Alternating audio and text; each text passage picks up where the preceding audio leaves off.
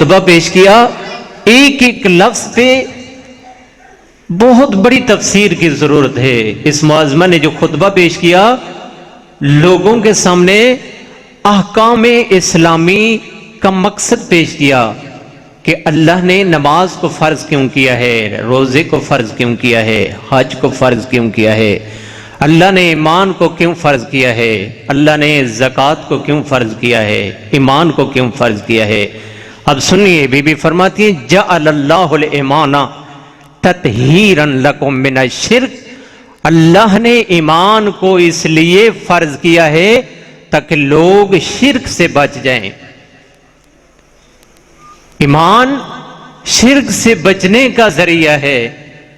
والصلاۃ تنزیہا لکم عن الکبر، اللہ نے نماز کو اس لیے واجب کیا ہے تاکہ لوگ تکبر سے بچ جائیں۔ والزکاۃ تزکیۃ للنفس، اللہ نے زکوٰۃ کو اس لیے فرض کیا ہے تاکہ تزکیہ نفس حاصل ہو جائے۔